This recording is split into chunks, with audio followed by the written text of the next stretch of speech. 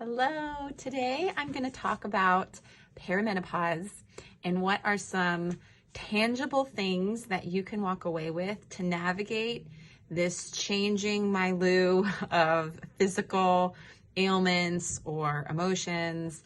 Perimenopause is this non-definite space where women potentially are in the early 40s to late 40s, potentially navigating changing in hormones, and that can lead to changes in body, changes in how you experience your body.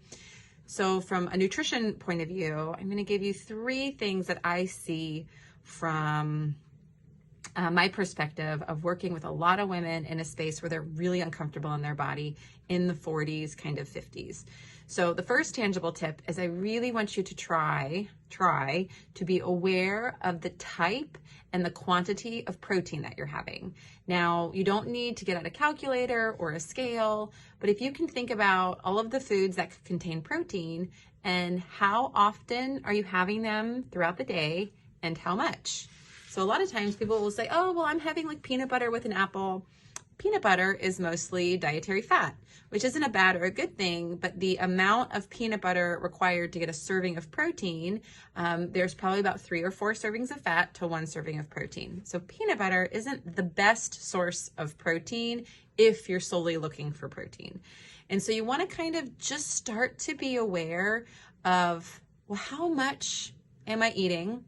How frequently, and how can I keep that up over time? Because one day of eating protein is great, but if you want to see consistent changes in how you're managing either your body or hormones, protein is a really important nutrient. Now, it's not the entire picture, but it's one tangible step is start to pay attention. Are you aware? Do you even know what foods have protein? And there might be some education that's needed, maybe some shifting and awareness. But the first key to any change is awareness of reality. And so what are you actually doing? A lot of times in research, women will underreport or just don't carry a lot of awareness because they're a very busy brained species and they sometimes will check out of what actually is happening. So first is protein. Second, I want you to pay attention where you're eating. And another caveat of that is what kind of plates or utensils are you eating on? Standing at the counter, eating out of takeout doesn't necessarily qualify as an eating experience. I mean, you're eating, but I would say that's a pretty short-changed experience. I want you to find your best china, if you have any, or your best placemat. And I want you to experience as many meals as you can, sitting down with 4 on the floor, meaning 2 feet, 2 legs of a chair or whatever. And I want you to navigate the eating experience with your most beautiful china. The plate does matter.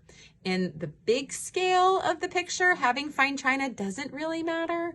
However, the eating experience or the tablescape or just kind of what's happening, that does affect how you can feel about the experience. So see what happens if you can kind of cherish the china a little bit and see how that affects your pace, the type of foods that you're eating, and then what you're thinking about.